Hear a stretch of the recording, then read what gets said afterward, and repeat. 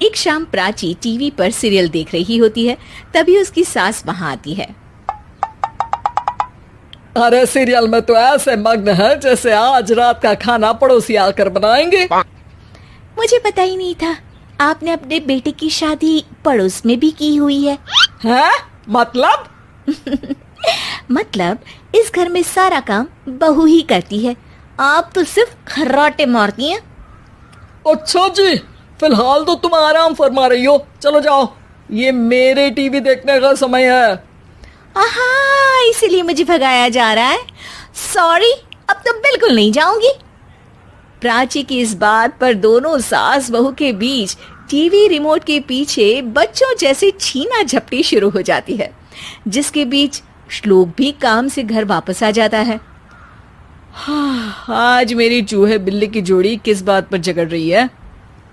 अरे तेरे बीवी मुझे टीवी नहीं देखने दे रही। अरे तुम्हारी मम्मी मुझे खाना बनाने के लिए फोर्स कर रही है। अरे वाह, ऐसे बेतुके रीजन पर तो बच्चे भी झगड़ा नहीं करते। अरे मुझे कुछ मत बोल, सब इसने ही शुरू किया है। हाँ हाँ, जैसे आप तो बहुत दूध की धूली है ना। अरे बस, दोनों चुप। प्राची जाओ, खाने की तैयारी करो।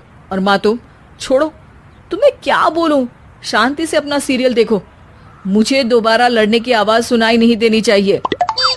ऐसा बोलकर श्लोक वहां से चला जाता है, जिसके पीछे पीछे प्राची भी कुछ न कुछ बड़बड़ाते हुए रसोई में चली जाती है। हाँ हाँ, सासू जी को तो कुछ बोलेंगे ही नहीं, बस मुझ पर ही हुक्म चलता है, खाना बनाओ, जैसे मैं इनके घर में खाना बनाने के लिए आई हूँ। इसी तरह शाम बीतती है और रात को श्लोक और प्राची की सास खाना खाकर सोने चले जाते हैं, लेकिन प्राची गुस्से में कुछ खाए बिना काम में ही लगी रहती है। इस घर में किसी को घंटा फिक्र नहीं पड़ता, मैं खाऊं या भूखी रहूं। प्राची कुछ देर के लिए रसोई से बाहर जाती है और जैसे ही वापस आती है तो वहां दूध का भरा ग्लास देखकर हैरान रह जाती है। फिक्र पूरी है, बस दिखाना नहीं है।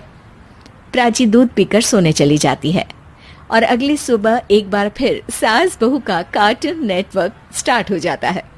ये तुमने ही किया है। अरे अजीब जबरदस्ती है, मैं बोल रही हूँ मैंने कुछ नहीं किया। दोनों ने मिलकर पूरे घर को पागल खाना बनाया हुआ है। यहाँ कोई नॉर्मल इंसान तो रह ही नहीं सकता, इसीलिए अब पड़ोसी क्या रिश्तेदार भी घर आने से कतराते हैं। और सुन बेटे, तू भी चंगा, तेरी माँ भी चंगी, तेरी बीवी भी चंगी, रिश्तेदार। हाँ जी, आपको नहीं पता क्या, गंगाधर ही शक्तिमान है, रिश्तेदार ही। हाँ हाँ, बस समझ गया। कभी जानवरों जैसे लड़ेंगी तो कभी जुगलबंदी करेंगी। भाई मैं आप दोनों के बीच में नहीं फंसना चाहता। सास बहू की इस मनमौजी जोड़ी से परेशान होकर श्लोक अपना सिर खुजलाता वहां से चला जाता है। चलो अब मैं भी कीर्तन में जा रही हूँ। इस पर जैसे ही सास कमरे में अपना पर्स लेने जाती है तो वहां नाश्ते की प्लेट रखी देख मुस्कुराने लगती है और नाश्ता करके घर से बाहर निकलते हुए कुछ पैसे टेबल पर रख जाती है, जिसके कुछ देर बाद सिलेंडर वाला घर आता है। ओ मोरी मैया, मैं सिलेंडर के बारे में तो बिल्कुल भूल ही गई थी। घर खर्च के सारे पैसे भी मम्मी के पास है और श्लोक से बोला तो उल्टा 4 बात सुनाएंगे। प्राची ये सोच ही रही होती है कि अचानक उसका चेहरा चमक उठता है और वो घर में आकर इधर उधर देखने लगती है। तभी उसकी नजर टेबल पर रखे पैसों पर पड़ती है, जिन्हें वो सिलेंडर वाले को दे देती है। ये सब श्लोक देख लेता है। अच्छा बेटे, इतना बड़ा घोटाला, सबके सामने मैं तेरी दुश्मन और पीठ पीछे तेरी मेरी यारी। इस पर श्लोक एक प्लान बनाता है और शाम को सब एक साथ बैठे होने पर बोलने लगता है। माँ, तुम दोनों की बहुत लड़ाई होती है, इसलिए मैं सोच रहा हूँ कि प्राची को उसके घर छोड़ाऊं, इससे वो भी खुश रहेगी और तुम भी। अचानक श्लोक की ये बात सुनकर सास बहू शौक से उसकी तरफ देखती हैं। अरे ऐसे कैसे घर छोड़ाओगे, मुझे कहीं नहीं जाना। अरे तुमने बोला नहीं पर मैंने सुन लिया, तुम्हें मम्मी के साथ रहना अच्छा नहीं लगता, मुझे पता है। अरे वो अरे, जब बहू खुद कुछ काम बोले तो वो तुझे सुनता नहीं, और अब जो इसने बोला ही नहीं वो तू समझ गया। जब उसे नहीं जाना तो फिर जबरदस्ती क्यों कर रहा है? अच्छा, फिर आपको मौसी के घर छोड़ाता हूँ, बस अब आप दोनों एक घर में एक छत के नीचे नहीं रह सकती। मैं इस टॉम एंड जेरी की जोड़ी को और नहीं झेल सकता। है? ऐसे कैसे नहीं रह सकते?